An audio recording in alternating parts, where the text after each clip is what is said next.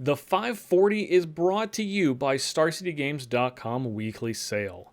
Go to StarCityGames.com/sale because this week you have the chance to add cards with a little more personality to your collection, as played and heavily played foils are 20% off this week. From now until May 10th at 10:59 a.m., a little under 3,000 unique cards will be available for this sale. So if you're looking to bling out your cube or commander deck on the cheap, make sure to go to StarCityGames.com/sale to get 20% off of played and heavily played foils. The 540 is also brought to you by Coalesce Apparel and Design. If you want to get the coolest Magic t-shirts and hoodies and stickers, go to coalesceapparel.shop. And if you find something you like, use gift code SCG to save 10% off at checkout. That's coalesceapparel.shop. Nobody made what they wanted, so they made it themselves. What's up, everybody? Cedric Phillips here, stopping by real quick to let you know about one of Star City Games' newest podcasts, The Receivables, hosted by yours truly, alongside my partner in crime, of course, Patrick Sullivan, where the two of us discuss Magic sets, both past and present, from top to bottom. On every episode of The Receivables, you're going to hear us talk about the facts of a set, the mechanics of a set, the cycles of a set, the boring stuff, before we get into some crazy stories of when we were playing Magic during the times that the set was legal. We've got a ridiculous award show where we give out awards like the Char Rumbler Award for weirdest card in a set, the Oko Thief of Crowns Award for best card in the set, and a whole bunch more. Before we finally decide, hey, what card won the set and what letter grade should we give the set? It's a whole lot of fun. We're having a blast recording them. Hopefully you have the opportunity to listen to it and you enjoy it as much as we're enjoying recording them. Where can you find it? StarCityGames.com or wherever else you listen to your podcast. The Receivables every single week here at SCG.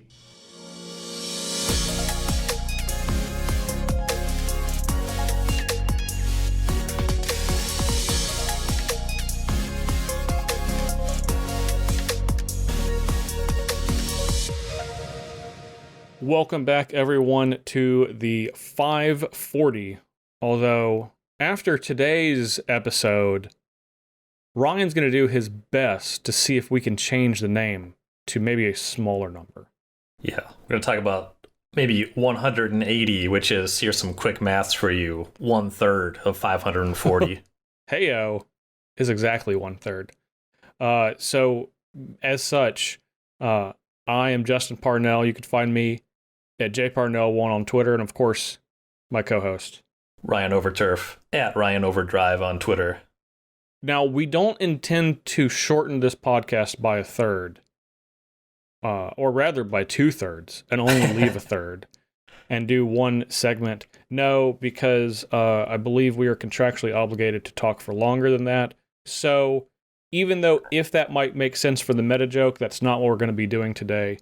So I'm sorry for those of you that wanted that, and congratulations for those of you that didn't, whichever side of the coin you fall on. It would have been a good bit. It would have. And you know what? Maybe we ultimately go through it. Who knows? I guess we'll kind of talk and find out. But Ryan, 180 cards. That seems like an unusual number for a cube. Yeah, it's not the standard size, and I guess, it's been a minute since we've dogged on the name of the podcast, but this seems like a good time to throw another jab. I'm very much in the 360 card camp when it comes to 8-player cubes.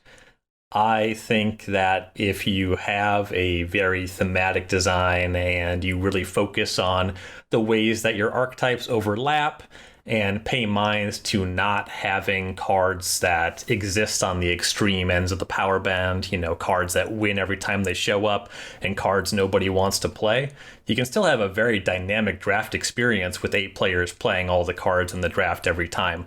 I think that there's a lot of room to explore in that beyond what we have seen in cube design to this point. When I work on a cube, the one that I own in paper is 360 cards. Like my Grixis cube, until most recently, was 360 cards. The version that was moved out to Magic Online was 540 cards to accommodate the parameters for a digital cube, the way that they implement those. But now I have the Grixis cube whittled down to 180 cards, and that's been a fun exploration. And you're just kind of cultivating different environments. And I think actually having more of the cards that are in the cube involved in the play experience every time, the draft experience, in the games for every draft, I think you both get a lot more control over the balance and the kind of experience you're trying to provide, as well as the experience being more dynamic than maybe a lot of people perceive it to be at the smaller sizes. Okay, now when you say more dynamic, you mean more specific? I mean, there are ways, in some ways it's more specific, but when I say more dynamic, specifically what I was just talking about, I think that the reason a lot of players prefer 540 cards to 360 cards for the 8-player cubes is you can support more archetypes, where I think that if your archetypes overlap in meaningful ways, you end up with more like meta archetypes is the word I'm going to use, where decks are very different even though they are doing the same things that will show up every time. They show up in different combinations and are executed differently. Yeah, and as someone, I have a 540 card cube, and that's certainly true. The archetypes, the kind of the overarching archetypes are softer.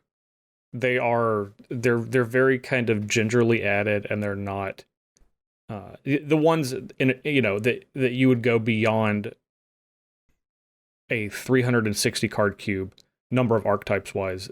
The ones that are added on due to the larger number of cards are not usually the like hard focused archetypes. They're like there's a handful of cards for this, there's a handful of cards for that.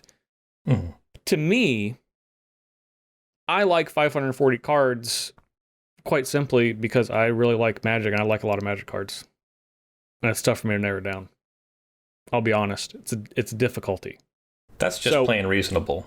It would be very difficult for me to even conceptualize making a 180 card cube, because then I have to choose 180 Magic cards, and then I don't get to choose any more. So it's already tough as it is. I'm going to check something really quick, because this will be a good way to highlight the fact that it was very difficult for me to end up here as well. So, well, good, because that was going to be my next question. I'm glad you saw where this was going. A friend of mine, a good friend and business partner, Mike Hawthorne, we ended up playing a lot of 2-player cube drafts when we were trying to get 8-player drafts together. We've been cubing together for many years. Probably the person I've played 2-player cubes with the most by an order of magnitude. And he kind of planted the idea in my head to design a cube specifically for 2 players. And according to the date on the file of when I started this project on CubeTutor, I first put cards on a list to do something with later in 2017. Oh, wow. And I put the cube together last year. So you have to you have put a lot of thought, maybe not like specifically specifically active thought until probably the last year, but this is something that you've been mulling about for a while. Yeah, it's been kicking around in the old brain space. Yeah. So why did you ultimately want to do this? Now, I understand, because you find yourself saying, I'm drafting with 2 people a lot. But why not continue down the path of doing what you were doing and just doing it with 2 people rather than going out of the way to just design this whole other thing? So I think this is a pretty common experience with players that draft cubes designed for 8 players just with 2 players. The decks pretty commonly come together badly. You try to get some cards that play with other cards, and when you have that large pool, any number of things can go wrong. You don't get the lands you wanted. Your mana curve is just nonsense. All the 6-drops showed up, none of the 1-drops show up. That's actually a big thing for me. It's near impossible to draft an aggressive deck with the way most cubes are constructed when you're just drafting a much smaller percentage of the cube, because it's just like the best aggressive decks tend to just get all of the aggressive cards in the entire cube. And they tend to be pretty disjointed with the cards, with the controlling decks or the combo decks too. So those decks just rarely come together. And a friend have pointed this out to me, actually. I didn't really think of it in these terms, but we were playing one of my cubes, and it's like, I really like the way that your cubes really feel like they're designed like a board game. And that was like a big light bulb moment for me. And, board games have a suggestive number of players on them. It is rare that a strategic, a mechanical, a tactical board game is going to play 2 to 10. That's just a scope that generally doesn't make sense, depending on the mechanic of the game. I don't think it exists. Yeah, it tends to only be social games that have that kind of range. Yeah, correct. You just need very loose strategy games. Certainly not ones that are very, I don't want to say deep, but have a lot of layers to them. Mm-hmm. Yeah, it tends to be less coherent when you play with the different numbers. Because even if you have a range like that, even if it's something like between 2 and 6, that's a conversation that board gamers have is which number of players is this game actually good with? Do you play 6, 2, or 4? And it's usually like, okay, I like 4 the best, or some other number. Mm-hmm. And I was like, I totally agree. Like the box that I keep the original 180 card cube in, I have written on it, heads up cube, ages 13 plus, 2 to 4 players. So there was a time, just as an aside, on the ages 13 plus. So my stepson is 14, and there was a time a few years ago where we started going to see like PG-13 movies in cinemas, and like playing games that were for like suggested ages like 12 and up. And he would see this when he was like 10 or 11 and be like, I'm not allowed to do this. Like, you guys are going to get in trouble. Talking to myself and my partner, you guys are going to get in trouble because I'm not allowed to do this.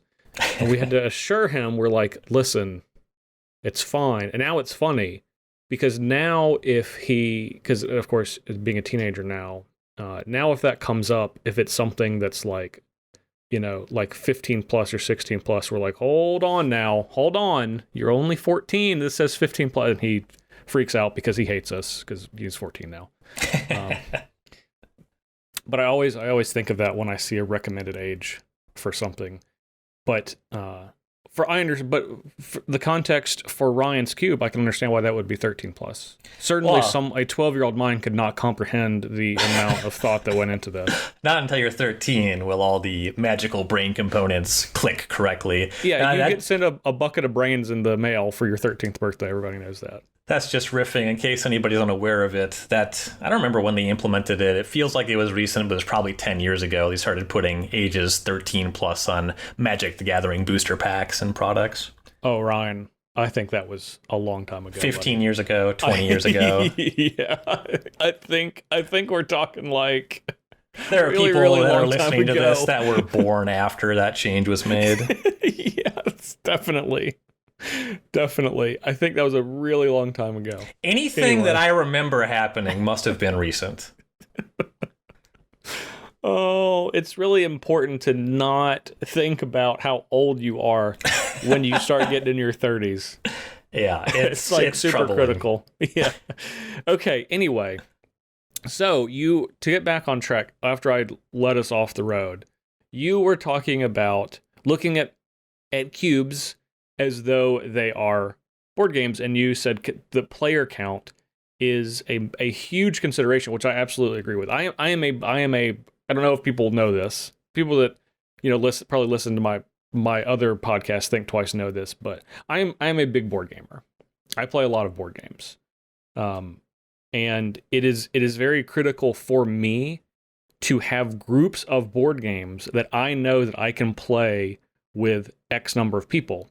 And over the last probably 3 years, I've really gotten my partner into playing board games as well. So I have specifically gone out of my way to find either 2-player board games or board games that you can play that are like 2 to 4 but play great at 2. And but having something like that, where a specifically designed experience that's still the same game, because you're still playing Magic. When you cube in most places, you're going to play the games one-on-one. But as cubers know, part of the fun is doing the limited portion, is doing the draft or what have you portion. So I agree that is a huge consideration for what you're building, but it's even still, I've not like personally taken that step to say, well, maybe this is something that should exist. And I think the big tipping point for me is the part of the reason that I explore the archetypes that overlap in such significant ways to kind of increase the replayability is I think a lot of the fun in cubing, and certainly a lot of the fun just in playing board games, is that they are high agency ways to spend your free time. The reason that you try to figure out the number of people to play a game with is because with that number of players, the game is more engaging. You have more deliberate choices you can make. That's usually the reason where some of the numbers of players feel better or worse. Definitely. You know, this game is bad with 3 because it's more chaotic. And some people like that, and that's totally fine if the chaos is your thing. I'm not like that. And I mentioned talking about it's a pretty common experience, people trying to play 2-player cube with like grid draft, Winston draft, this way or the other way. Sometimes your deck just train wrecks, and Magic is way more fun when you have the option between 2 good choices, not 0 good choices. Yeah, that's true. And kind of on an aside, I think the most difficult number for people to play any sort of game with, and cube might be the most notable of this, is 3. So I'll really be impressed, Ryan, when you come back to me and you're like, I've got the perfect 3-person cube. Right now I'm like mostly impressed, but I'm like, he could probably, there's a harder level that he's not tried to get to yet. So we actually, sometimes we have 3, and this is kind of more of a pride thing. And I'll give even more backstory. It's a little bit funnier with the specific inside joke we use. But when we used to grid draft, you do a 3x3 grid and you take a row or a column. The other player takes a row or a column. There's some leftovers. We had a house rule where once per draft on your pack, after both players had selected their row or column, you could choose to what we called eat garbage, and you would take the rest of the leftovers. Pack. Yeah. But that's, and the rest of the pack is usually just 4 cards. So it's more cards than either player drafted, but it's not the choice cards in most cases. Yep. And so we started referring to all the cards that weren't drafted as the garbage. Yeah. And so if there's like a third person hanging out, a spectator, we started giving the option, or like if somebody really hated their deck, it's like, well, now the spectator gets a chance to like take the cards we didn't draft and try to beat you with the garbage. Yeah. That's fun. That's actually pretty good. I like that. A very specific thing to grid drafting. I'm trying to think if there's any other 2-player format where you could do that, and I don't think that there is, realistically. There's some leftovers in a couple of other draft types, but not to where it's even possible to make a deck. There are leftovers in the draft type that I have invented for these 180 card cubes. I think that's actually going to be our topic for next week, so I don't want to get too far into that, but we can talk about garbage next week too. Okay, sounds good. All right, yeah, we'll circle that to next week. Okay, so I guess in this first section, I guess before we move, no, you know what? I'm going to ask this question. I'll ask this question later because I think this is a good question. So. Okay, so I guess before we move on, kind of anything else you want to do to set the table for 180 card cubes today? I think that whole thing is the most important note here is designing for the people who play is just so fundamental to cube for me. And we talked about just it being a mathematical thing, but that's also just a huge thing with designing for your friends in general, right? You should design things that your group enjoys.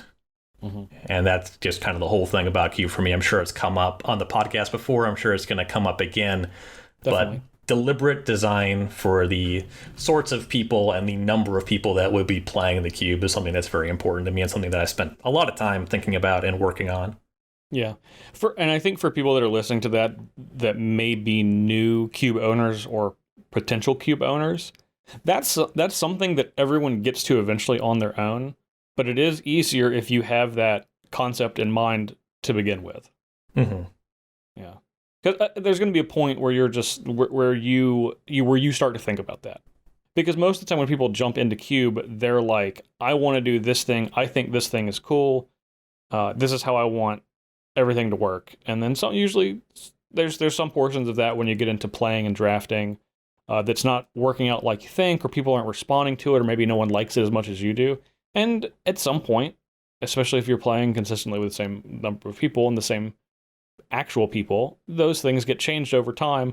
So knowing that going in and really taking that a step further, like Ryan is saying, which is something that I've passively thought about but not actively put effort into maintaining, which is saying, how's this cube getting played?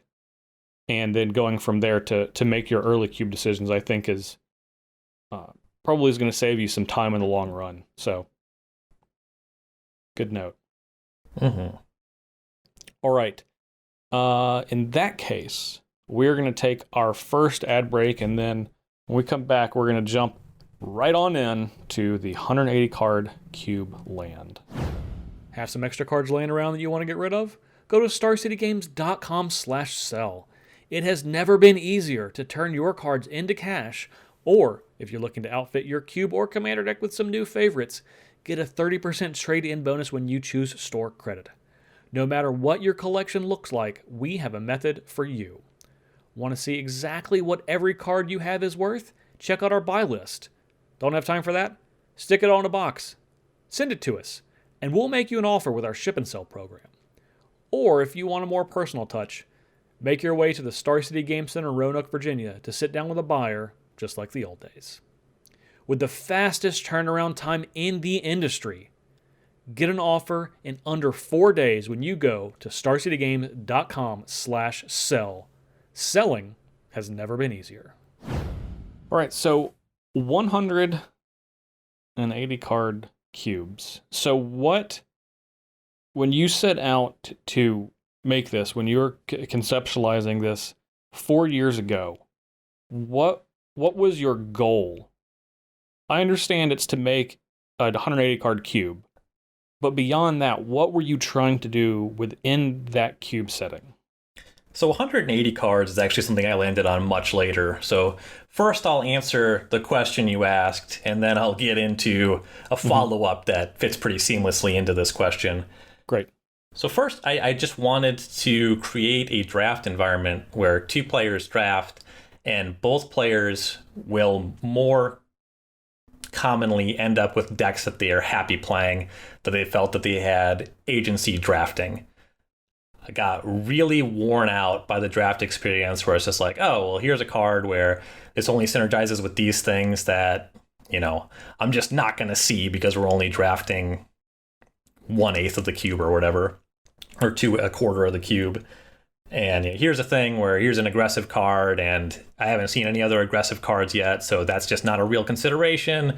And you see so many on-color cards that are still unplayable because they're just 4 different decks than what you're seeing. So I wanted an environment that was more coherent, where more of the decisions you were making were meaningfully relevant, which is going to give more agency to experienced players and trick inexperienced players less. That's actually a pretty big thing for me because I have some friends that are really invested, and that's awesome. And when we play games, it can get pretty competitive, and that can be fun. But also, I really enjoyed playing Heads Up Cube with my little brother, and he gets it. I say little brother, he's an adult. He's 28 now, but still, he doesn't play that much Magic. He wasn't playing Magic when they started putting the recommended ages on the packs. I'll tell you that.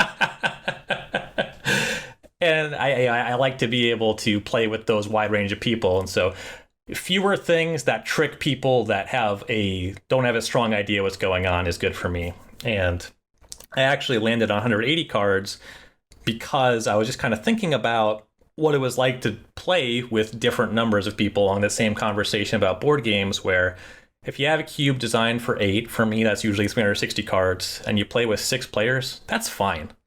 You know, there's a little bit left over. It's not that different from playing 540 with 8 players. And you see enough of the stuff where everyone's deck is probably reasonable.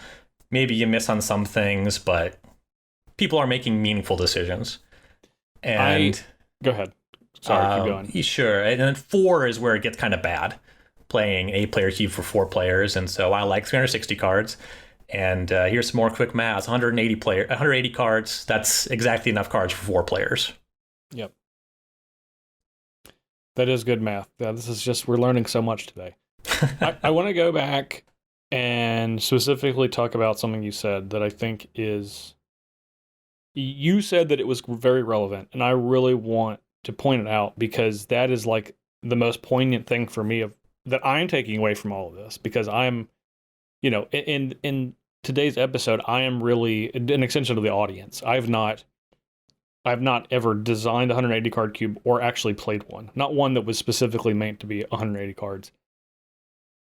But tricking inexperienced people less, that's something I think that people can take away for cube designing in general, and probably something that people don't think about very much. And you might not have to, because maybe you're playing with a very specific group of people, but I know in my cube heyday, when I would go to Grand Prix across the United States to exclusively play cube, and I played cube with, the number of people that have drafted, my cube over the years is in the hundreds, like well into the hundreds. And there's always a delta, because there's some people that came there to play in a standard Grand Prix, and there's some people that played side events, and we would cube with both of them.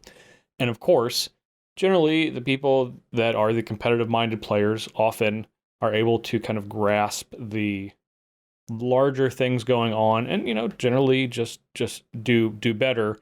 And the people that don't spend all that time and energy and brain power to think about Magic in that way still have fun, but I think if you're looking at it from a perspective of wanting to make sure that experience is specifically cultivated, I think that's a really, really great way to say that, is to trick the more casual players less. So I love that, Ryan. Yeah, and I'm a firm believer in really supporting all of the themes in your cube. And it's kind of like a breach of trust when you have a theme that's just worse than the other themes.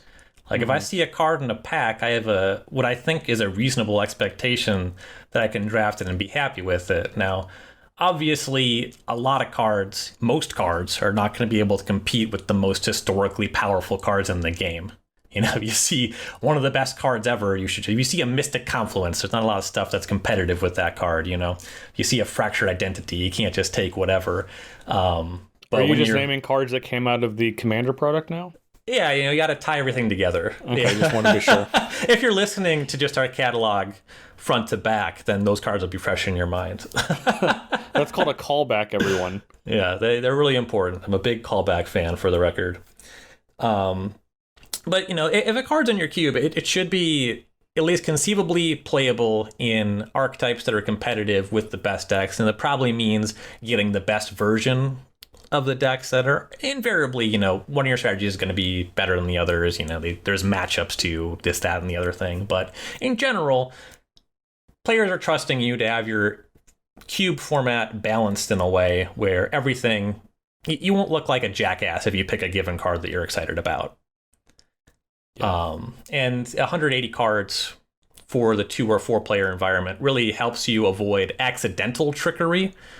That's the thing we've been talking about, where if you see the card I thought of as Splinter Twin, that's not a great example because that shows up in 540 cards. There's always kind of not a guarantee if you get the right combination or not, but just like decks don't come together as much when you see less of the available card pool. And some archetypes, the most basic example from my perspective is aggressive decks are just much harder to have come together correctly when you're not seeing all of the cards. Yeah, because they're just about aggressive decks across all cubes, regardless of size, function, are about redundancy. Mm-hmm. So if you don't get those redundant effects, you're not going to be able to successfully have an aggressive deck. Yep, your curve gets screwed up, you're punished a lot more when you stumble, all that sort of thing. So you end up you draft some aggressive cards early in like a 2-player cube, and it's just like, okay, well, I didn't see a single 2-drop this draft, that sort of thing. Yeah. Yep, and that definitely happens. As someone who has also drafted 540 card cubes for 2 players hundreds and hundreds and hundreds of times, you have to adopt a completely different strategy than you would adopt in an 8-person draft. Mm-hmm. And that is because of the constraints of the format, not because of the constraints of your ability. Sometimes you just don't have. There's just nothing you can do about it. Yeah. A lot more of the picks are just like, okay, which one of these cards, agnostic of anything else happening in the game, what my opponent's doing, what my other cards are, which one of these cards just like on average does the most on its own? And you just make that pick over and over and over and hope that it's a deck. Yeah. Yeah, pretty much. I mean, that's true. And the thing is, like, that's still fun to me. But it's fun because of that is generally when I have drafted a cube with 2 players, I would say most of the time that was not the initial goal of what we were going to do. And it devolved into us being like, do you just want a cube? Like just you and I? And then we do that. Mm-hmm. Like there's going to be something else going on, or like in between rounds at an event. So anyway, that is, I think that is a very large piece of the puzzle as someone that has not been on your side of it that I see on a regular basis, but kind of just accept. I accept that for being because I'm looking at this like, oh, I get to draft with 2 people, not I have to draft with 2 people. So, if I have like Wild Nikal in my cube, it's just, if that shows up, you're not going to draft it, but it's there and it's basically just like a blank in your in the draft process. And to be fair, a number of cubes are designed with that kind of gameplay just in mind, and a lot of people do just like that, where it's like, hey, we're going to play mid-range soup mirrors, and whoever does whoever gets more return on their mana on the average turn over the course of the next 6 to 8 turns is going to win. And that's fine. That's pretty fun. I like doing that from time to time. It's just not my preferred experience. Yeah. Yeah. I'll do it if it's available, but it's if you have a chance to say, well, I have this environment where you actually get to play like real Magic and it's not about who missed the least, then that's the difference between drafting a 180 card cube and drafting a cube meant for a larger number of players. Exactly. Okay, so 180 cards. So how are we getting, because you never really answered that question, how did you get down 360 cards in your Grixis cube to 180 cards? So I want to talk about the principle that needs a better name, but for now I'm calling it the one thing. Okay. And what this was the idea that I have. If I want to allow players to have high agency decisions, I want the games to be dynamic, and I want to have fewer cards involved in the rotation, because I see that as part of the problem with drafting 540 cards with 2 players is you have too many cards trying to do too many different things. And I just boiled it down and said, okay, well, what if the cube is just about one thing? And that thing's pretty broad. So I was kind of dive right into it. The original 180 card cube is about attrition. And what that means is just making exchanges on the battlefield. Yeah. And part of what I wanted was aggressive decks to be supported, but obviously some people want to be more controlling. There wasn't room for combo, because those are the sort of things that get really messy when you have, the inability to see all the parts every time. And with a smaller card size, they actually become problematic in a different way, where the combo always shows up, and either it's too good or not good enough. Like, combos versus playing cards on rate are very different kinds of Magic. Correct. It's a completely binary experience. Yep. And you shut it on or you shut it off. There's no difference. I say I want to do this one thing. So this cube is about attrition. Okay. So creatures that are good at attacking, removal spells that are good at killing creatures, then some stuff higher on the curve that you can try to throw as a haymaker to close the game if you come out ahead on the early exchanges, or cards that are powerful enough to catch up if you fall a little bit behind. So everything is really trying to play this mid-range Magic, but in a way where the cards are all deliberately slotted to be played against each other. That's part of what you gain with the small card environment. It's just like, this card is good in games involving this card. And a number of the card choices end up being heavily influenced by the small card environment. I think one of the loud omissions in the cube, when I talk about wanting aggressive decks to be good in a two-player environment, like, well, then why isn't Goblin Guide in the cube? My 2 red 1-drops are Grim Lavamancer and Zurgo Bellstriker. And it's because there's a lot of creatures in facilitating making the aggressive decks good, and the game's all about playing to the battlefield. Goblin Guide gets blocked a lot. And if Zurgo Bellstriker has to attack to its death, at least it never gives your opponent a free card. Yeah. And you get to make these really heavily informed decisions about how the cards line up against each other, because even though the games can be pretty dynamic, a lot of different kinds of decks can show up, things show up in different configurations. How you sequence is really important. It's still the case that you're playing similar cards against similar cards in a lot of the games, so you really get to influence the play patterns in the cube that way. Now, Ryan, I sat here and listened to you give this explanation, and you said a lot of words, but what you really said was you made a Jund cube. It's very Jundy. As a matter of fact, this is something that I ended up cutting. So I've written 2 articles at this point, just the original 2-player cube article on StarCityGames.com. I believe it was titled The Proper Way to Draft 2-Player Cubes. I'm not responsible for that title, for the record. Oh, I know better. And then I did come up with the title for my Grixis 2-Player Cube, a Grixis Cube built for 2, which is much more charming, very much a more fun title. It wasn't everything I know about my own personal Grixis 2-Player Cube. I should run that for the next one, I think. Okay. That's just a good title. But what I want to get to, and what we'll talk about later in the episode, is how players can design their own 2-player cube. And there's a lot of incentive to build a Grixis cube where it is more mid-range. Like the 540 card Grixis cube that people had the opportunity to play on Magic Online was way more attrition based. There was a lot more mid-range stuff, and like the combos were still there. They were harder to put together because of the cube size, and a lot more mid-range stuff was introduced to round out the cube. And I think you could make a good 180 card mid-range cube. Like that's what this whole base model Twobert, as I call it, is. And you could do the mid-range thing, but I didn't need to do that. My Grixis cube is a combo cube because I already have this, as you called it, 5-color Jund cube.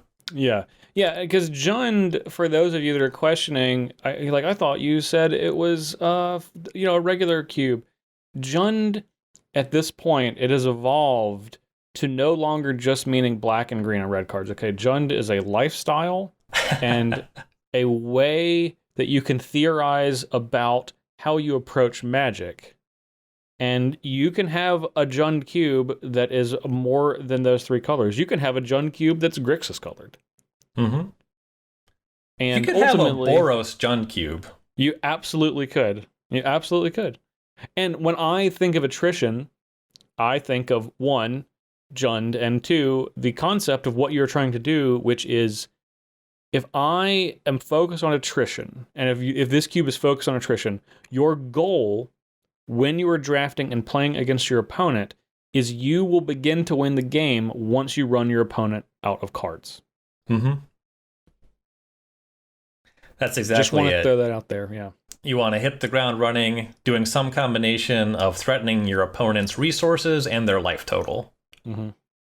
And at some point, someone will be unable to stop the other person. And that sounds like, isn't that how Magic always works? Yes and no.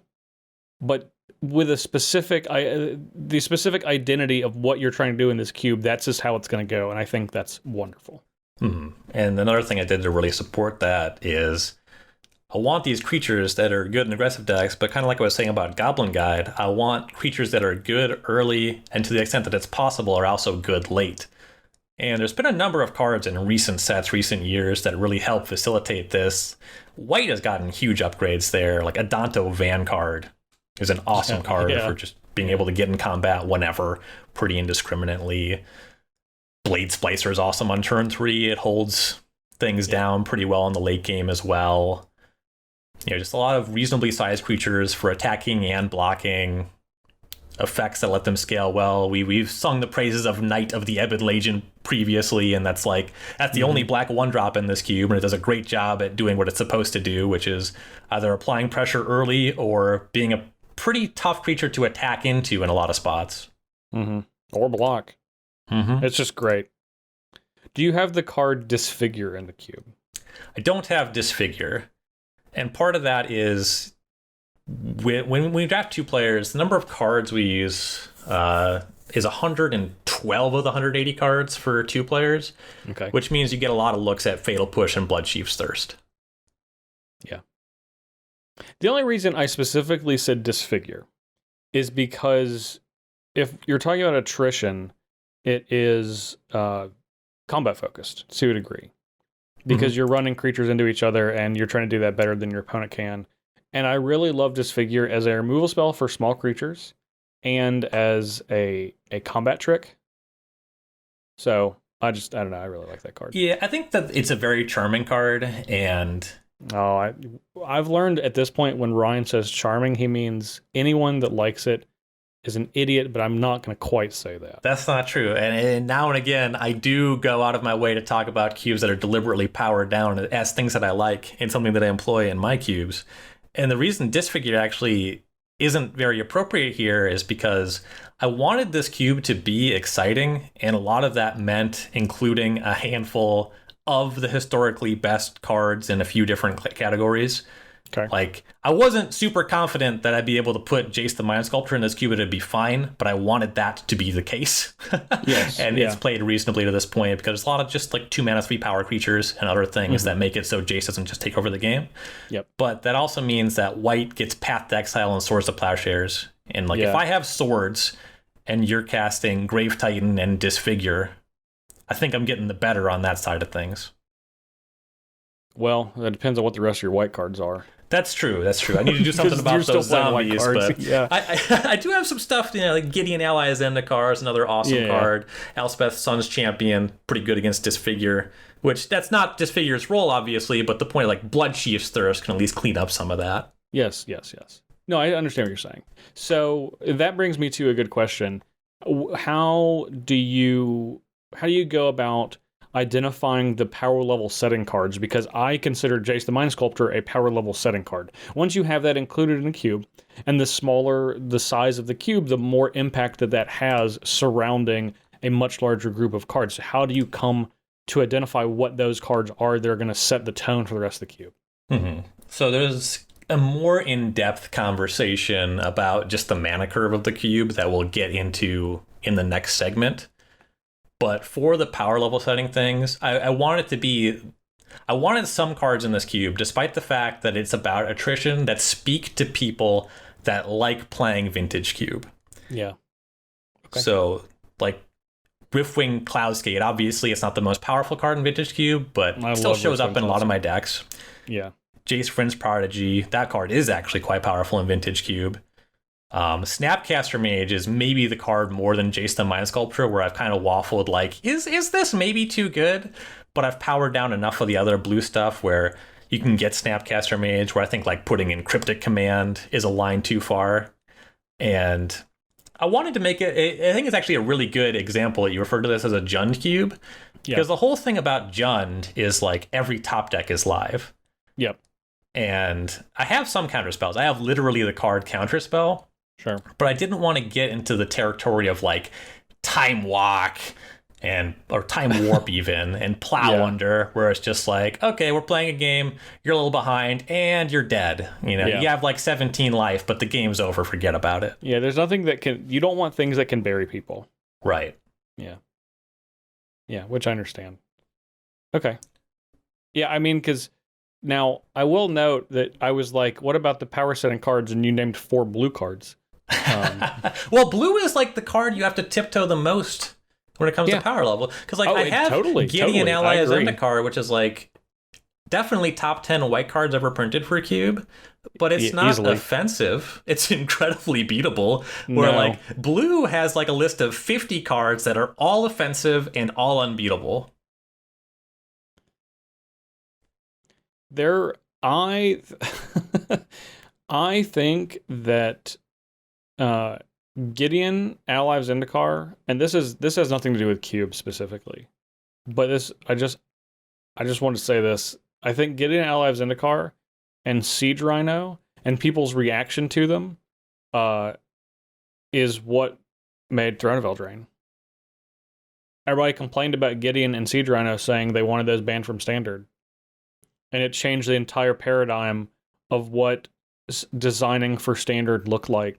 And that is ultimately what brought upon 2019 in Magic design. What's the relationship between complaining about those cards and printing broken cards? Is it because those are fair cards that were good, and so because they're fair cards, and they were some of the best cards in Standard, and people complained about them. So rather than saying we're going to power down, the decision was made, we're going to power everything up around this type of power level, so then everything will be even with these across the board. You've already said it. It's on the podcast. I'm going to refrain from comment. I don't agree with you, but I also don't care that much. Okay, all right. Fair. we can find about it on a future episode when it comes back up. Yeah, we'll slot the Siege Rhino Siege Rhino versus Oka Thief of Crowns episode. Put it on the calendar. Okay. All right. So now I don't want to get into, because like you said, we're going to talk about kind of a curve and like specific design in a second. So, but before my last question, I guess, for this segment, how do you go about identifying what is too expensive, like from a casting cost perspective? So I think that this was largely informed by me just by being heavily invested in the game for longer than packs have told you had to be 13 years old to buy them.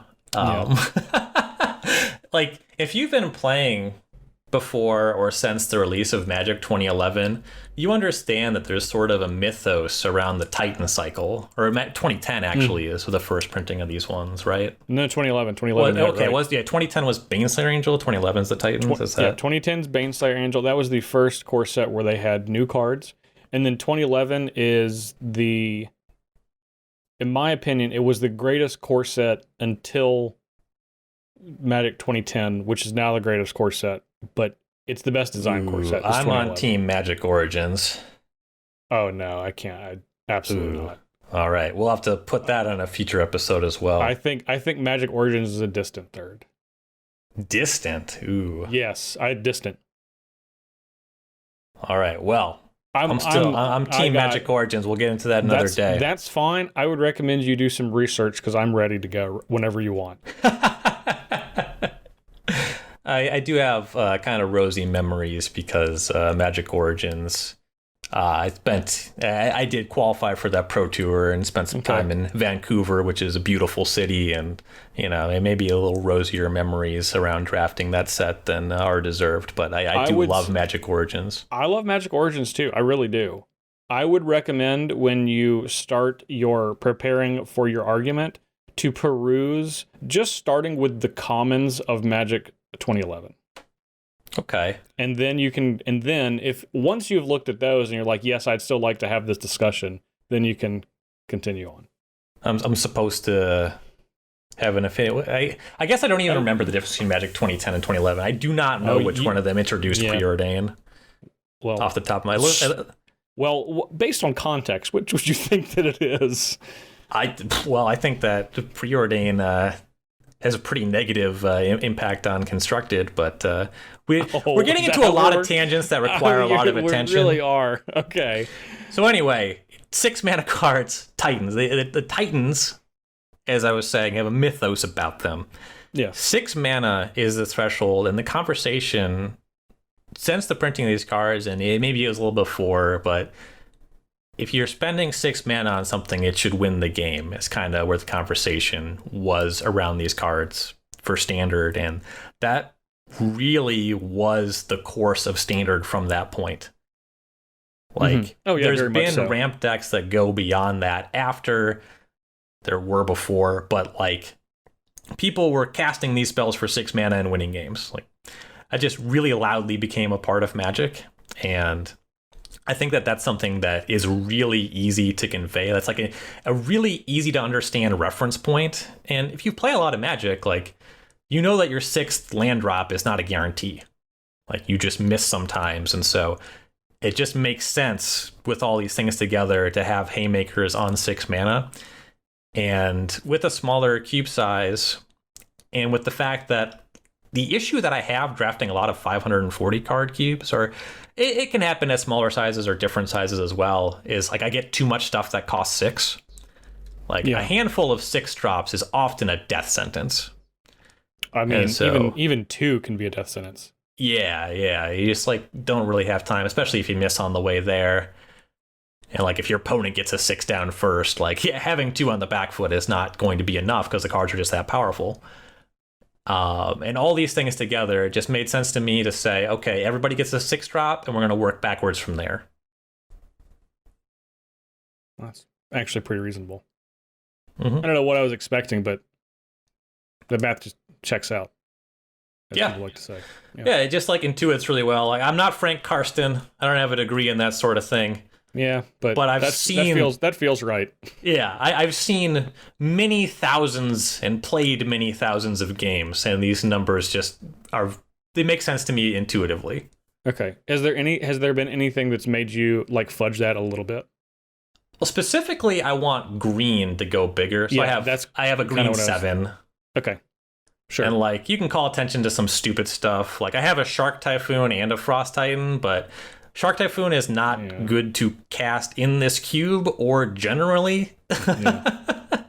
So that one usually gets cycled. I think most commonly you can make 2/2 or 3/3 Shark. Yeah, how things are functioned realistically. Right. Yeah. Okay. I mean, well, that just makes a lot of sense. Like you said, it's like I don't have math behind that to tell me why that when you said that I was like, yep, that sounds exactly right, but it definitely does. So, okay. Anything else on what you're calling the one thing? We're covering the one thing for this segment before we move on to the how you break down the curve and everything. That's kind of been the big factor when it comes to making changes as we've played games and as I look at new sets, is for me to include a card, it has to first check the box. Is it about the one thing? And you can determine how well something fits pretty well after you've played the cube a number of times. And then beyond that, you have to focus on how things actually play out once everything is focused on the one thing. I think Goblin Guide's the best example of that. Yeah. Where it's like, you want creatures that attack. However, you need the creatures to be good at attacking into other creatures. Well, when you started with this cube is about attrition, that eliminated Goblin Guide because that's a attrition poor card. Yes. So. Yeah.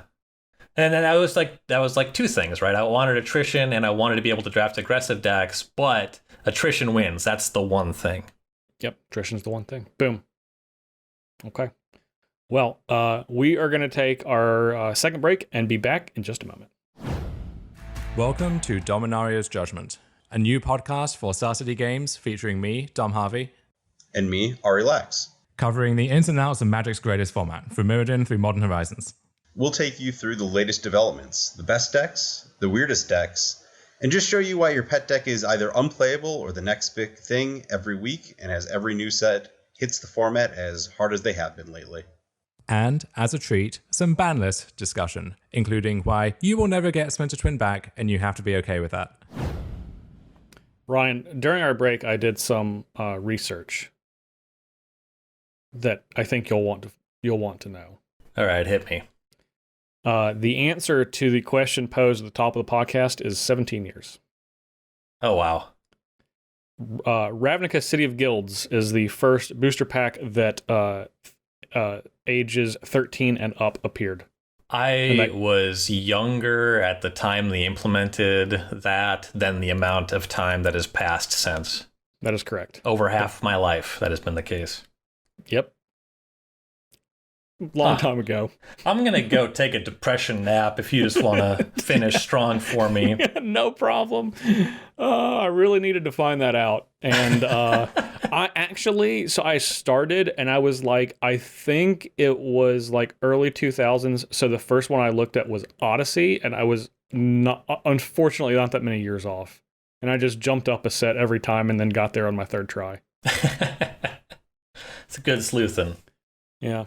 All right, so now for something that we were talking about in the last segment, you wanted to hold until now to have it kind of be its own thing, but how does the breakdown of the collection of cards work from a color perspective, from a curve perspective? Like, what does the makeup of this cube look like?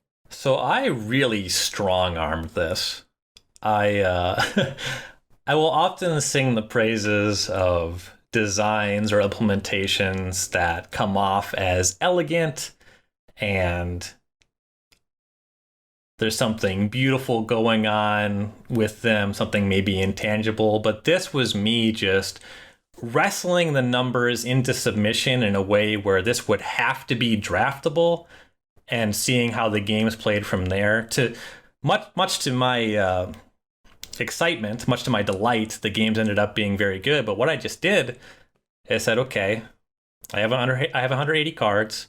That's enough room for me to just seed every color as if it was a deck. Yeah. I have 23 cards of every monocolor, and they are curved out and they are coherent mechanically in a way where you take all 23 white cards, add 17 plains, all 23 blue cards, add 17 islands, etc., and you have a cube deck that a reasonable person could draft and be happy with. Okay, now that's really smart, but it definitely seems like cheating. Yeah, I mean, well, the thing is, we talk about cheating being this horrible thing in tests in school or whatever, but like, there's nobody enforcing this. No, it's true. It's totally this is the fine. ultimate... You can put your cube on any kind of training wheels, rails, whatever you need to do as a starting point, because like your first draft, no matter how much time you spend on it, it's not going to be optimized. I almost said it's going to suck. That's not true. You know, there's always going to be things that you like, things that you learn. It'll be fun, but it's not going to be optimized, and you're going to learn things. And the stuff you can do to just like say, okay, I just need this to work. Yeah. And I've held up this design. I've kept it at 23 cards of color, and that's really worked, especially for the 2-player drafts. I don't really have the experience playing the 4-player drafts because I haven't been gathering with more than one person at any kind of times really in the last year and a half. But for the 2-player drafts, it really just makes it so, okay, if I have a couple white cards in my pool, every white card that's still in the cubes that I might see in a pack is of some appeal to me. Yeah. I'm like, honestly, dude, I don't know what I was expecting when we came to talk about this today. And I was asking you these questions. But like some of the stuff that you've said with you're like, okay, well, we stop at roughly at 1/6 drop unless it's like built into what that color's identity. And, all of this, the monocolored cards are 23, which fits into a 23-17 deck. And it's like, I'm honestly like a little wowed at the elegance of how you're describing this, but I know that things that look elegant aren't like, that doesn't mean that they're simple. So I guess I appreciate the approach that you've just taken to this portion, because it just makes a ton of sense, to where I don't, as a cube designer, when someone tells me something, I think about it and try to relate it to like my experience and like say, well, if I was doing this, would I do this differently, or how would I change this? And like, so far, ironclad. Like, I got nothing. Everything you've said makes 100% sense. It's just weird for me, even. Like, anytime anybody says something like this, and when I land on something that is just like a quality thing, it feels like braggadocious and arrogance to be like, oh, well, obviously it's good, I'm really smart or whatever. But like, this whole thing, like I said, I started this file in 2017, and this shit, like that kind of design, was not a thing that anybody had that you would find anywhere. And like, as I was writing it out, and as I play with more people and more other people, friends and now strangers, have built this cube and have really enjoyed the play experience, it's just kind of like this thing where it's like, I'm really proud that I ended up here. Yeah, you should be. I mean, like, honestly, like, this makes me want to like build one of these cubes. Because building a new cube is so intimidating, even for me. Not just because I'm scared that I'm not going to do it right, but it's the time investment. Mm-hmm. And like knowing that like how many wheels I want to just twist and turn and make sure that everything fits perfectly. And that is something that I always, especially now, and how my life is now, that I barely have enough time to like update my regular cube. So like conceptualizing having enough time to like jump in and try to do something like this is something that I would just not consider. And how you're describing this makes it like, this just makes a lot of sense. Just makes a ton of sense. Yeah. You've taken a lot of the work out. A lot of the early lockdown time, I was just sitting there like, I can't really do anything, but I don't know. How did I used to spend my time when I couldn't leave the house? And a lot of that was like conceptualizing cube stuff, and I hadn't really locked down. And that's where a lot of the motivation to get a good 2-player environment came from, is just like, I do not know when the next time I will safely be able to, or I have a desire to be in the room with 7 other people.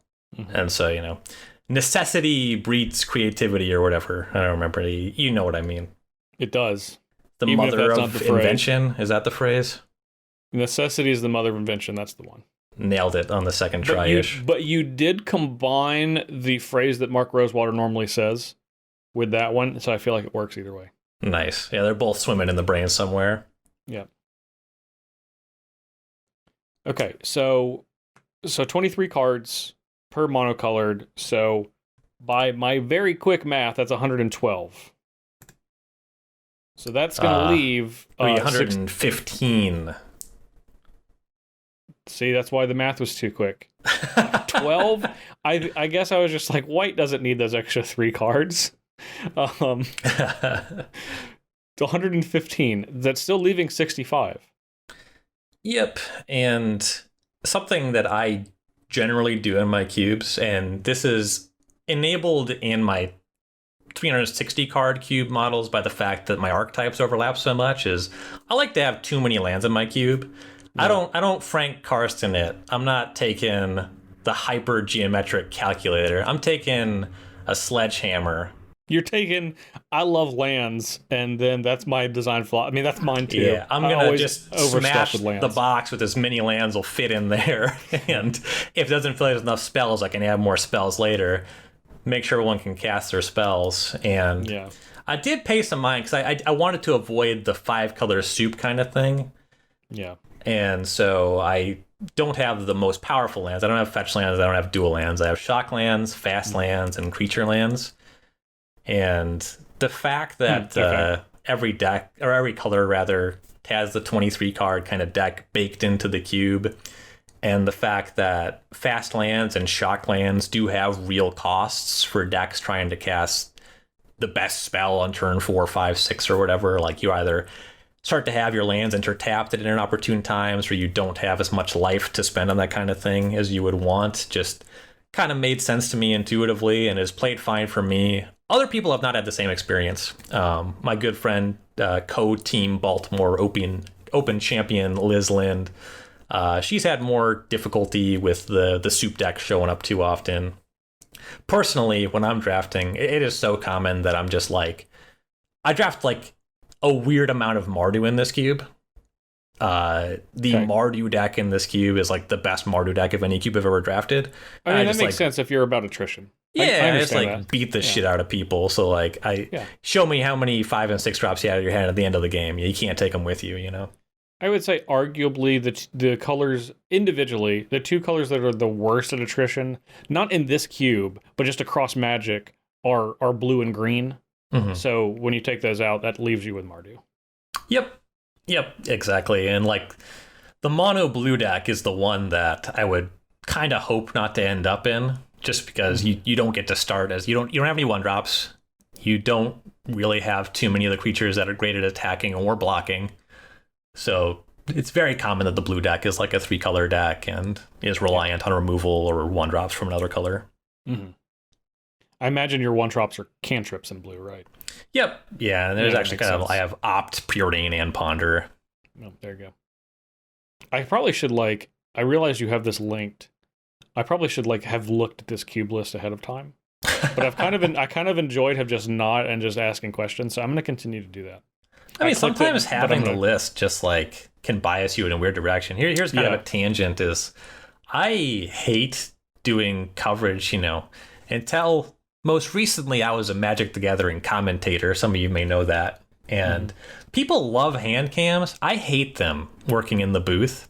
Yeah. Because you can really get into the head of somebody if you're trying to think about invisible information, and it gets harder to do that the more stuff is in your face, the more loud the information is. I totally agree. Well, it actually becomes impossible in some cases. Yeah, and also just the average viewer is looking at the hand cam, they're like, well, obviously they don't have that, so who cares what they're playing around? Yeah, why would you talk about player B playing around a card that player A doesn't have? It's irrelevant. Yeah, the hand cam, it makes some people worse at Magic, we'll just say that. Yeah, no, I'm fully on board with that. Yeah, I'm gonna not look at this cube. I clicked the link, but I closed it back out because I've enjoyed being wowed by my ignorance.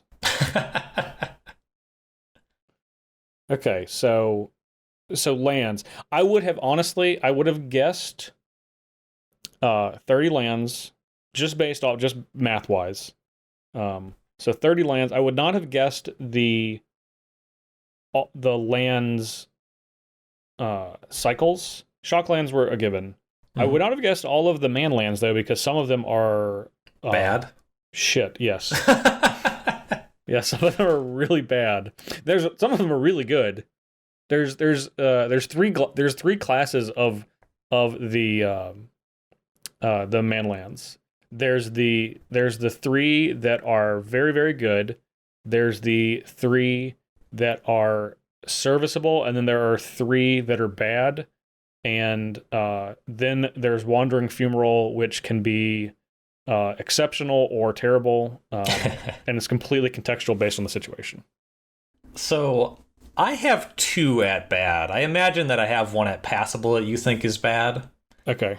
I'm trying to guess the 3rd that you have is bad. It could be Stirring Wildwood, Hissing Quagmire, or Shambling Vent. No, I actually like all of those. Okay. I think those are all of the passable. Are you a Lumbering Falls detractor? Yeah, I don't think Lumbering Falls. I love Lumbering Falls. Yeah, it's so to me it's Needle Spires.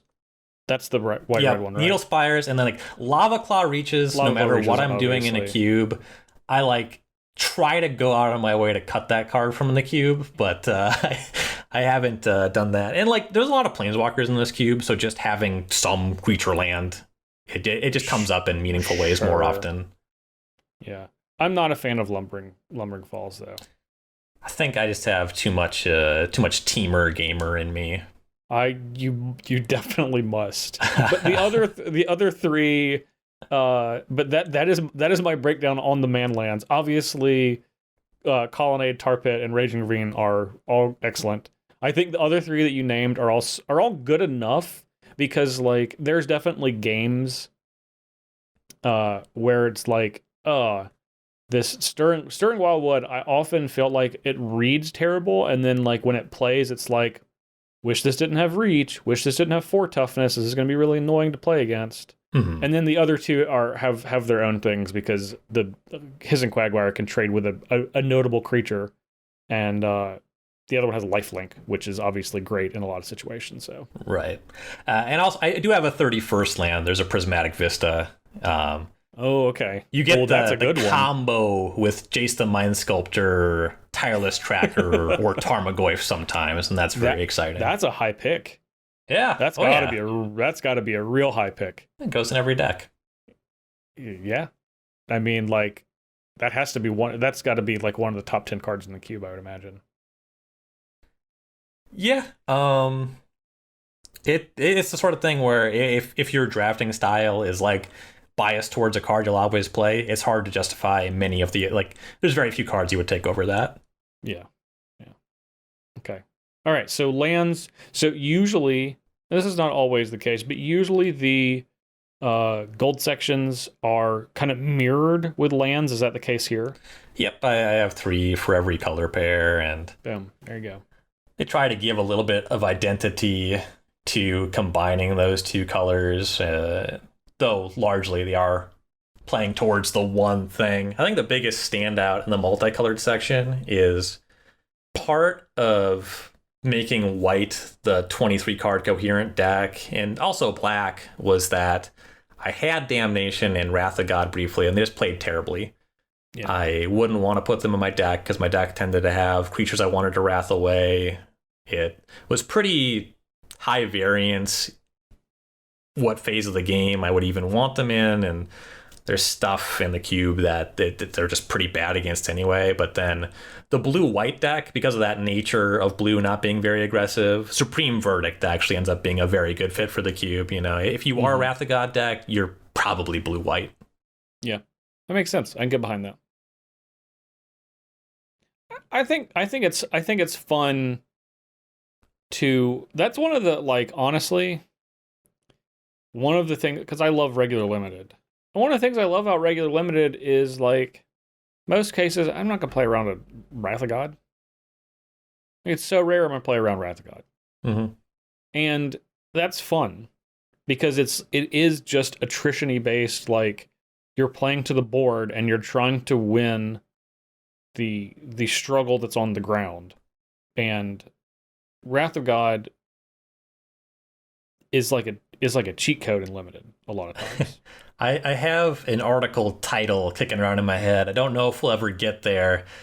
Maybe I'll touch on it in some other topic, but the title is Wrath of God is a Hate Card and Other Observations. Yeah, I mean, I don't disagree. I do not disagree with you.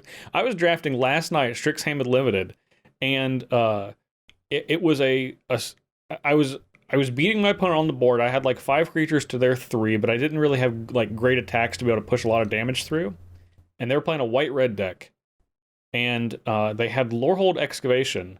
And one turn, like their second or third turn, they flipped over a Day of Judgment, which is a mythic rare in the Mystical Archive. And I was like, I'm going to get you now. Because now I was like, that's what you were waiting on, is that Day of Judgment. And now I have no fear. Anyway. It is a hate card. I don't disagree with you. Okay, so we talked about lands. We talked about gold cards. So what am I missing? What is everyone else missing that we need to know about how the color breakdown and the curve functions? So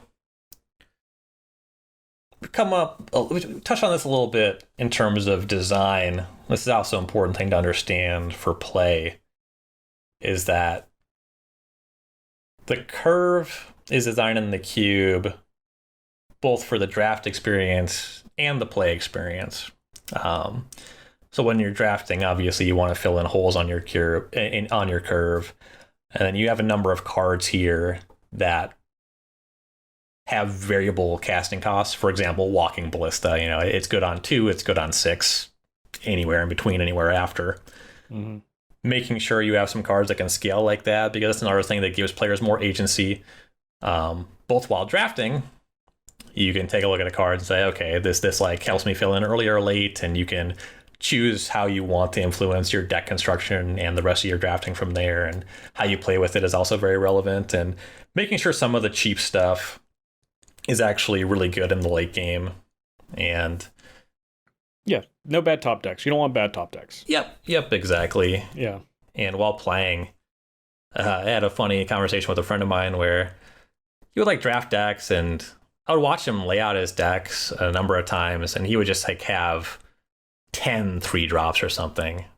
And I was just like, your decks are really heavy on 3s. And I'm from Minnesota. I don't like, you're familiar with the concept of Minnesota nice? I mean, I'm from North Carolina, so yeah, it's like not that different from like the southern, like bless your heart kind of shit. Like Minnesota nice means passive aggressive. So when one Minnesotan says to another, your deck has a lot of 3s, what we mean is your curve is dog shit. And so we'd say, well, you sure like them 3-drops, don't you? And that's what we would say in North Carolina. And the wheels start turning. And next game he plays, he's like, turn 2, face up Den Protector, turn 3, Kazandu Mammoth, just fucking balls to the wall, beat down, just crushes that game. And it was like this huge tipping point for how he drafted the cube. Yeah. Oh, man. Oh, that's good. Minnesota nice, huh? Yeah, I guess the guy. Some people think that just means that we are nice, and that is very much not the case. Yeah, Southern hospitality, I believe, is what it's called. Round where I'm from. Anyway, so okay, before we move on to our last segment, anything else here or any other stories that would make me laugh? Oh, there's probably they don't have to be relevant. That's by far my favorite story. Is just like turn 2, no hesitation, Den Protector. Just that huge 180 on the approach. You can respect that though, right? You're just like, all right, yeah. You're like, get in there. You see the face up Den Protector, and like your past experience is like, oh, like you're gonna miss your land drop. Oh, that you don't have a third land. And it was like, oh, that's not very good. You can morph that, and then like the immediacy of it. Like you play a tap land or whatever, and then the turn 3 Mammoth, and just like slowly realizing like, oh yeah, I'm dead. Yeah. Den Protector doesn't get enough credit for the amount of damage it's able to do in the beginning of the game. Oh yeah.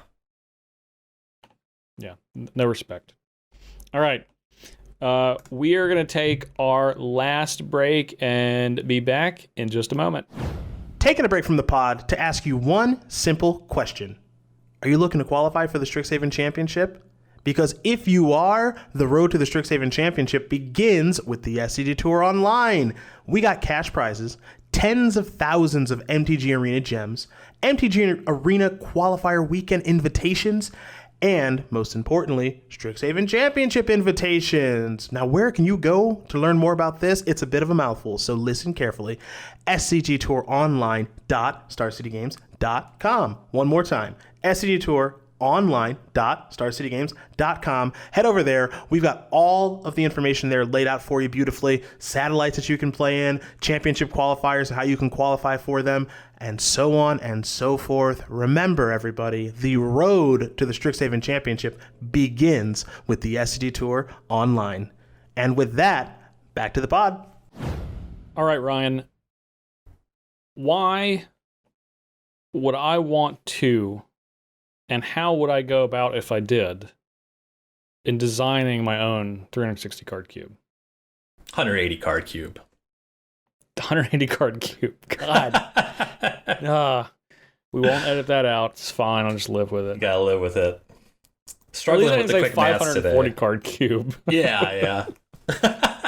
That'd be nice just to ask in earnest at the end of this episode. So, good resources. Obviously, listen to the podcast to this point. Hopefully, you found some of that information useful and helpful. Okay, that's good. I'm halfway there. I've listened to the podcast. Check out my articles on my base 2-player cube list, the proper way to draft 2-player cubes, and a Grixis cube built for 2. Some good notes there.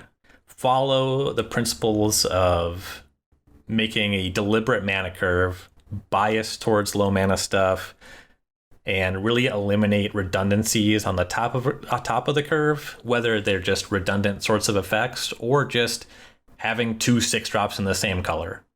That's going to catch up with you in this kind of cube. You just don't need that many 6-drops. Okay, have you... I imagine you haven't, but do you know of anyone that has pushed that part and been like, maybe I can get away with 2?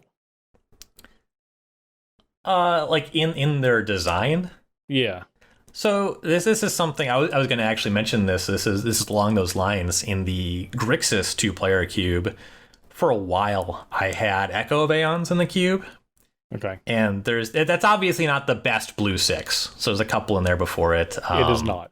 Time Spiral is for sure. And let me just double check. I think that there's another blue 6 actually. Mind's Desire. And so like I had Echo, and it's just like sometimes I would draft Echo of Aeons, and there's some charming things about that card. You can Faithless Looting it, you can Entomb it, but like Time Twister is just in the cube.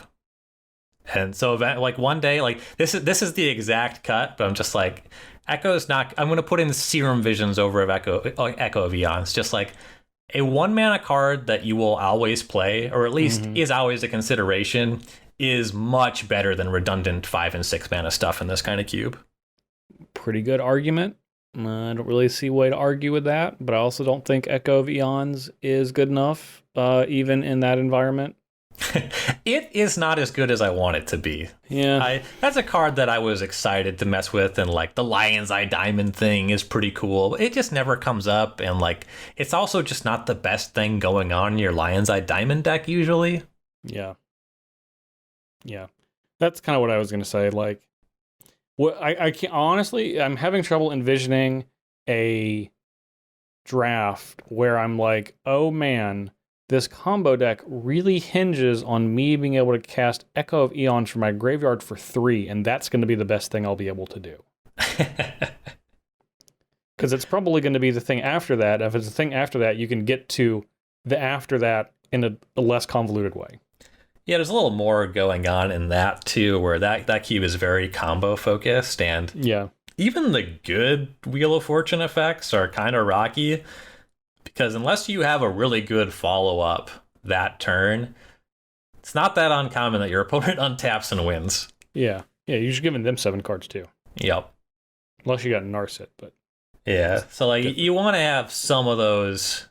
it is fine to have the redundancy on Time Twister and Wheel of Fortune, and in fact, those cards are better in different decks. Like you'll take both in a lot of decks, but like Mono Red Runaway Steamkin with Wheel of Fortune is a thing that Time Twister doesn't contribute to.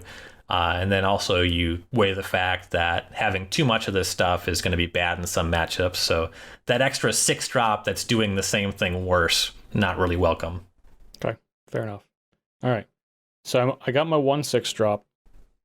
I have 17 sleeved up planes and then 23 open sleeves to test that deck. To test each of the 23 cards to get in for my monocolored section. I mean, something I thought about doing, I never actually have done it, but it was like an interesting thought, is like you can just literally play those decks against each other if you go with a 5-color cube. And I'm starting to... I referred to the original, the Twobert design as a proof of concept, and it plays really well. It's really fun. A number of people have copied my exact list. I've gotten a lot of positive feedback. If you wanted to do just that, that's awesome. Let me know what you think of it, any feedback you have, positive, or if you have another unique idea, I'd be happy to hear that as well, because this is really cool territory for me. Like the Grixis cube, it obviously it's a 3-color cube, so some things change. So I actually have 40 of each monocolor card there. And the one thing for the Grixis cube is comboing. And there's more room for cards that don't play in the same deck. Like these 40 black cards, they don't play great in the same deck. They're fine. Like Reanimator Storm is a deck that I like to draft or whatever. but I wouldn't play all these cards. Sure. Reanimator Storm. You never done the Tin Fin things deck in Powered Cube? Oh, God. Okay, sure. Yes. I love a little Shallow Grave for Gristlebrand and hope that I win that turn. Yeah, I got you. Yeah, I've never heard it. For some reason, and I guess I've just played too much Legacy. When I was like Reanimator Storm, then you're like Tin Fins. Okay. Well, we're talking about a different thing. But yeah, as long as you are supporting the one thing model, and the cube is about something, and all the cards contribute, and they can be part of a deck doing that thing. And if you have, you might even go down a route where you have more multicolored cards, and as long as you add more lands to accommodate the fact that you're going to want to play more colors more often, and make it so that the right cards can find each other more consistently, you'll be doing something that's playable and fun. There you go. And that's the goal. Mm-hmm. It's the first, second, and third goal. And the fourth goal is to talk about a card from a few weeks ago that I've now had a chance to cast a number of times. And that card is Prismari Command. And I'm happy to report that I was wrong in the fact that I thought that the treasure mode was going to be used the least, and I would say it is used an equal amount of time with the rest of the card, and the card is better than I thought it was. Card's been showing up in Modern, Pioneer. It's really great. It's a really great Standard, card. probably. That Prismari and Quandrix Command are both going to be going into the original Twobert when I update that for Strixhaven. Mm-hmm. Haven't been able to get my hands on the physical cards yet, but I am excited about both for the environment. Now, do you feel like you're adding Quandrix Command based on your still upheld belief that it is the best command, even though you know that obviously Prismari Command is good enough to go into the Twobert? You keep saying best. It was the most underrated. Didn't get enough attention. Look, everyone listened to the podcast. They heard all the same things I did. I will let them judge for themselves on how to interpret your love for Quandrix Command. Sure. Over your disdain, your general disdain for Prismari Command. Well, you know why these cards are actually going into this cube? Is they are replacing slots that are not meaningful. So in blue-red, I have Prophetic Bolt, which is a card that I love. Yeah. Apocalypse Prophetic Bolt is awesome. Yeah. But the cube just has too many 5s. There's not really a reason for that. Yeah. Yeah, I've had it in my hand a number of times where it's just like, yeah, maybe someday. So turning that into a 3-mana spell is just something that I want to do. And then Simic's been tough because, like, Simic is often just accidentally the best thing to be doing in a lot of cubes. That's the thing that some of the thing that annoyed me the most about the resurgence of Simic over like the last 2 years. It's like, look, in Cube, you're just playing like ramp and then things on curve and blue and green. It's always good. We don't need Hydroid Crisis and all this other nonsense, but yet here we are. Yeah, so like having some Simic cards that are a reasonable draw without being oppressive. I currently have Marleaf Pixie, which is blue-green, 2/2 with flying, tap for green or blue, and that's not exciting as a gold card. Like, having a little bit more ramps. I tried Rampant Growth originally, and that just ruined a lot of games. Yeah, Marleaf Pixie also like the 93rd best card in Throne of Eldraine. Yeah. That card, like, you would play it. It can accelerate your mana and attack planeswalkers. Like, it does what you want to do, but it's not, like, better than Incubation Druid or just mono green or mono blue cards you can take that cost 2 mana. Where, like, I have Growth Spiral, which is. Well, yeah, Growth Spiral's great. It's better exactly if they have a planeswalker. Yeah. And it's worse in most other situations. In this, like, heavily attrition-based, combat-focused, good chunk of planeswalkers cube, Quandrix Command fits seamlessly into this environment. Okay. I mean, I do agree it's better than Marleaf Pixie. So, no disagreements from me. I've got you halfway there. Yeah, okay, fair enough. All right, any last thoughts for today on your Twoberts or your 2-player? Is that the official Yeah, so name. I'll explain the name real quick. So Okay. we call it Twoberts because I have worms in my brain that are slowly eating the tissue that generates coherent thought. We just make a lot of goofy ass, memey, referential jokes in my main Magic play group. And over time, every real word in a sentence becomes replaced by some nonsense. Okay. So it'd be like, So you've circled the wagon. do you guys want to cube? Are you guys popping off a cube draft? Are you guys popping off a Cubert? Cubert being a reference to the video game Yes. that I know came out a long time ago. It did. Do you want to guess how many years? Is it 30? No, it'd be more than 30 because it came out in the 80s. So, Hooray. yeah. It's actually, I think it's probably close to 40 years. Yikes. 1982. Okay. Boom. I mean, that is actually before I was born. Yeah. That is also slightly before I was born. So Anyway, a Twobert is a Cubert built for two. You get it. If you want to subscribe to the 540 on Apple Podcasts, Spotify, Google Podcasts, Stitcher, Amazon, YouTube, your local podcast app, we would much appreciate that. Of course, leave us a review if you possibly can for the algorithm. The algorithm really loves it when you click stuff and you're like, 5 stars, this is my favorite podcast ever. It loves it when you do that. It doesn't like it when you're like 1 star. I hated it so much I wanted to take more time out of my day and talk to you about how much I didn't like this. So I would do the former thing rather than the latter thing. Mm-hmm. And if you're like, I don't have time to do all that, just click 5 stars and that'll be great. And then make sure to download every week. Feel free to download on multiple platforms. You don't have to listen to them all. In fact, you don't have to listen to any of them. But if you just click that download button, that's really helpful. You can find me on Twitter at jparnell1. And my other podcast is Think Twice, which you can search Think Twice MTG on wherever you're listening right now.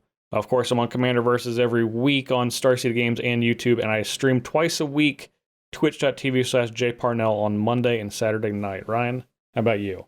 You can find me at Ryan Overdrive on Twitter. You can find my articles weekly on StarCityGames.com. Last week, did a breakdown for the Pioneer Cube that, at the time of listening to this, will have just left Magic Online, but that means it's time to draft Proliferate Cube again. My article this week will be on the updates to that cube. And then next week, Legacy Cube's coming back. So I tend to cover all of those, as well as writing the occasional article on my own cube designs or cube series stuff. Again, we mentioned a couple of them, like 2 articles on the 180 card cube design, the proper way to do 2-player cube drafts, and a Grixis cube built for 2, which I intend on expanding on in the future, hoping to be given the opportunity to do that. Got a couple other projects that I have been working on that I'm really excited to share with y'all. I'm looking forward to it.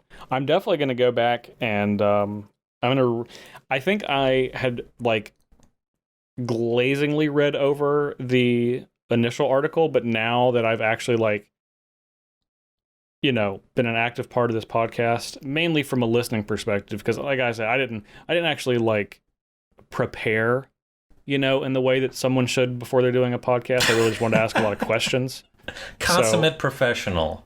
Yeah. I just got to pull back the curtain a little bit sometimes. But I'm more interested now in actually doing this for myself. So I appreciate that, Ryan. Yeah, that's at least one. So I am glad to hear that. Yeah, one more than we started with today. All right. Thank you all so much for listening. This has been the 540, and we will catch you next time.